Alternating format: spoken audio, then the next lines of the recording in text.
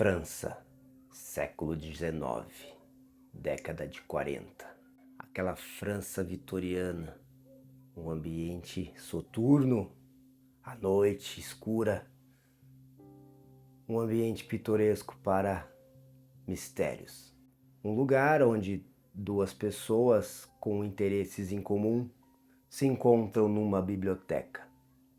Uma delas, um detetive extremamente inteligente e genial, enquanto o outro, o narrador da história, em busca de um título em comum, desenvolve uma amizade.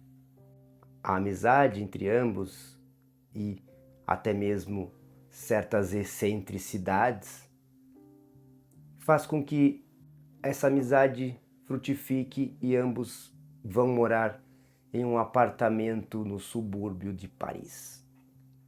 Ali, ambos desenvolvem a sua rotina de busca por serem mais inteligentes, cada vez mais pessoas dotadas de habilidades, mergulhados nos livros, mergulhados em alta cultura. Até mesmo, muitas vezes, enganando o próprio sol, pois para eles a noite tinha um ar especial. A noite era muito mais agradável. As trevas eram mais prazerosas.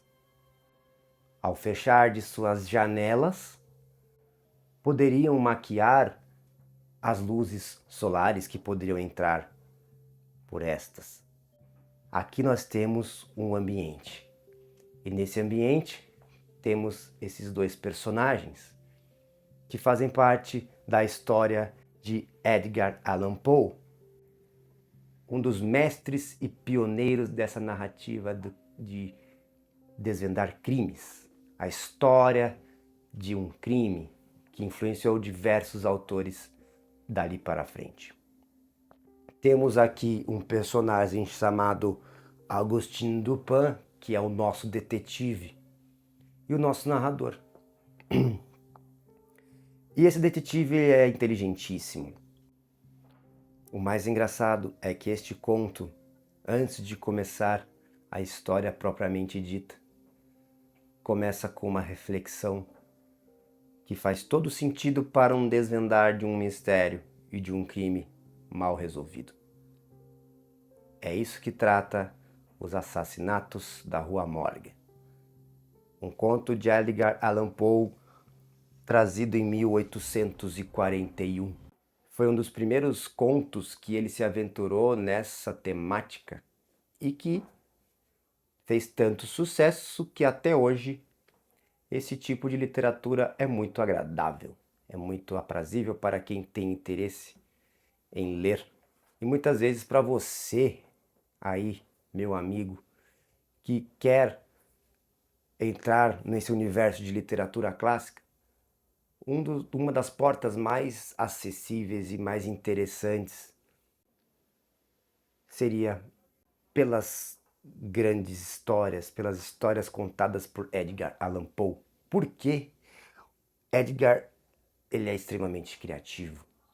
Ele é um autor inventivo, misterioso e muitas vezes excêntrico. E esse conto nada mais é do que tudo isso, numa história simples, porém com um desfecho que nós não esperamos. Se você já leu essa história, não conte spoilers aí nos comentários, mas comentem sobre a experiência. Vamos lá falar um pouquinho dessa obra. Aqui nós temos esses dois amigos, né? Depois desse preâmbulo que nós iniciamos, temos esses dois amigos ali nas suas buscas diárias, morando juntos.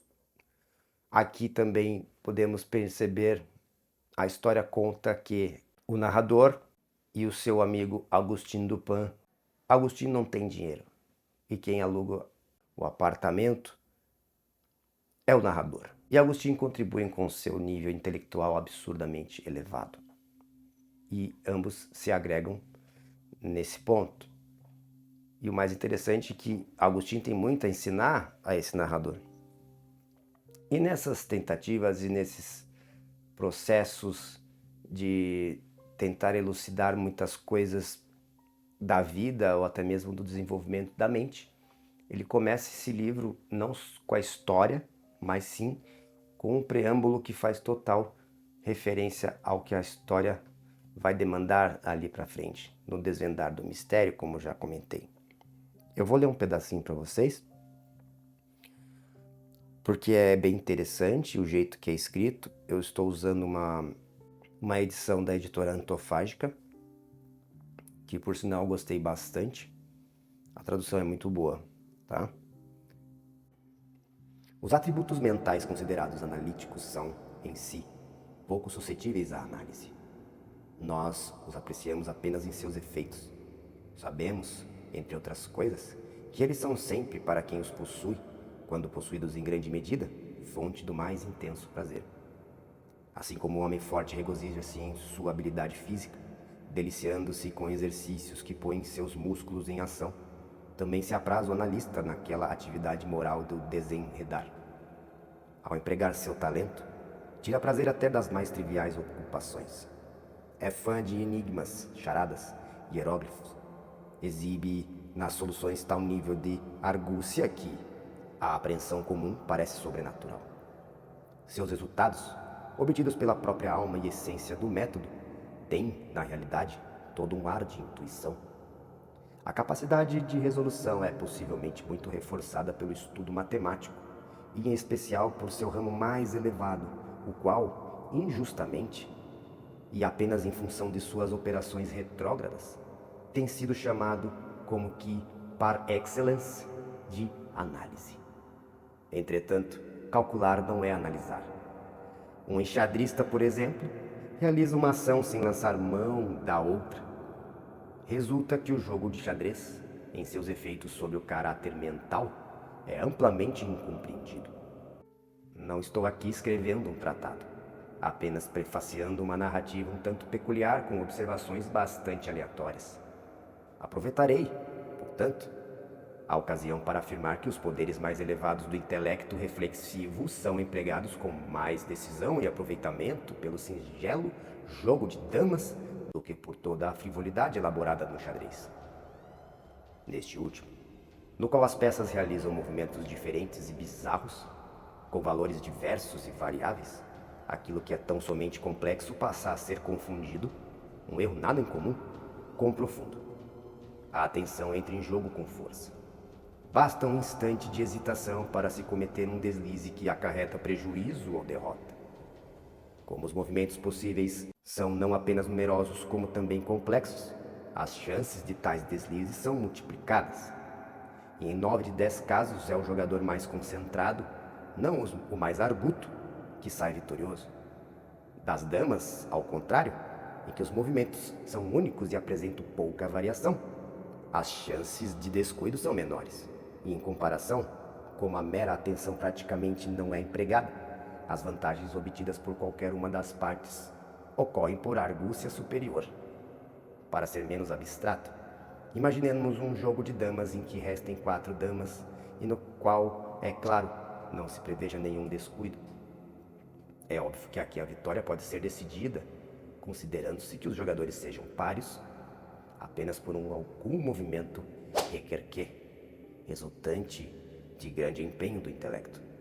Privado de recursos ordinários, quem analisa se lança no espírito do oponente, identifica-se com ele e, não raro, enxerga assim, com um olhar, os únicos métodos, às vezes de fato, absurdamente simples, por meio dos quais pode induzi-lo à falha ou fazê-lo cometer um erro de cálculo. Pois muito bem, aqui foi só um comecinho para a gente ter uma ideia de como é que é esse preâmbulo, que é bem interessante, é bem filosófico, que muitas vezes nós nos deparamos com a nossa realidade, que é, não basta nós termos toda uma capacidade mental, intelectiva, se nós não sabemos usá-la da melhor forma. Aqui é um exemplo claro e ele continua nesse prefácio fazendo um exercício a respeito do poder de análise e a engenhosidade. A engenhosidade sem uma capacidade analítica, ela é desperdiçável. Fatalmente ela vai incorrer em algum problema, em algum tropeço, né? Porque a análise, de fato, ela é complementar à capacidade de engenho do ser e da mente. E é exatamente assim que o jogo de xadrez funciona. No jogo de xadrez, nós sempre pensamos na peça presente, só que antes de um movimento, nós já antevemos todo um cenário em torno, no mínimo detalhe, das probabilidades que ali exigem no tabuleiro, que são inúmeras, né? Então é o passado, o presente e o futuro. Tudo isso é contado para uma análise mais perfeita, mais precisa e mais assertiva. E nesse caso do conto, é exatamente o que acontece.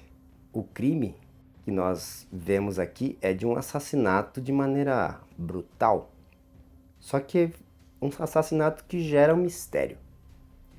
E esse mistério vai aparecer diante de uma página de jornal a qual os nossos protagonistas aqui têm acesso e ali começam a ler a matéria do jornal. E essa matéria descreve exatamente como foi o processo de investigação, como é que foi o inquérito policial, o interrogatório das testemunhas, colhendo os depoimentos e aí fechando o quadro, né? Pegando similitudes, pegando paralelos para que fechasse esse quebra-cabeças, né? Chegando a esse acordo, ali ao final da matéria, uma pessoa é presa, né? Só que o nosso detetive, inconformado com conclusões que ali chegaram, vai e procura trazer toda uma explanação detalhada, assim como num jogo de xadrez, observando cada detalhe antes, durante e depois para chegar numa conclusão irretocável e desvendando o mistério do crime. É óbvio que eu não vou contar como é que isso vai acontecer, até porque vai perder toda a graça, não é mesmo? Façam o favor de ler esse conto, Os Assassinatos da Rua Morgue. Inclusive, nessa edição da Antofágica, tem mais 2 contos complementares, os quais também participam o detetive Dupin. Aliás, o detetive Dupin, ele é um personagem que influenciou esses autores contemporâneos mais próximos de nós, das obras ali de Sherlock Holmes, Arsène Lupin, entre outros, né? Essa temática gerou e gera muitos best-sellers, né? E é muito interessante. Aí você já percebe como o Edgar Allan Poe ele foi genial, né? Para sedimentar um estilo literário e com muito sucesso, vamos falar a verdade. Esse conto ele influenciou muito mesmo, tanto que muitos momentos ele é usado para outras obras, outros desenvolvimentos artísticos. Por exemplo, o que me levou a ler esse conto foi uma música da banda Iron Maiden. Vocês já devem estar percebendo que eu sempre falo alguma coisa de banda, né? Porque eu sou muito ligado em música, né? E eu gosto muito da banda Iron Maiden, que em suas composições usa muito literatura clássica e história para trazer ali temáticas para suas letras, né? E aqui não é diferente, tem uma música do segundo disco do Iron Maiden, do disco Killers, bem propício o nome, e tem o nome de uma música que é Murders and the Rue Morgue. ou seja, os assassinatos da Rua Morgue. Então é muito legal. Eu vou deixar na descrição aqui a música, caso você não conheça. Uma música bem legal, uma música da década, comecinho na década de 80, lá em 1982. Discão, um dos meus favoritos da banda, inclusive. É a primeira fase do Iron Maiden, com o primeiro vocalista, enfim. No mais, eu indico vocês a lerem. Prepare-se para se surpreender com o final e com os desfechos e com o desenhar técnico, minucioso de cada detalhe traçado pela mente genial desse detetive Agustin Dupin. É fantástico e vale a pena bastante, inclusive ler os outros poemas, que inclusive vêm nessa edição da Antofágica, já estão ali também. Já aproveita, já pega e leiam os 3 com a participação do Agustin Dupin, ok? No mais é isso, pessoal. Espero que vocês tenham gostado dessa conversa aqui, desse jeitão mais soturno de contar. Quis trazer um ambiente diferente para vocês. E não esqueçam de comentar aqui embaixo, dar o seu like, compartilhe com os amigos, com quem gosta de literatura. Vou trazer mais coisas do Allan Poe, com certeza, e de outros autores também, com temáticas peculiares e excêntricas. Eu acho muito legal, eu gosto dessa identidade, dessa originalidade dos autores. O original, ele chama bastante, né? Causa esse impacto e é muito bom. Meu muito obrigado, nos vemos no próximo vídeo aqui no Refúgio. Valeu!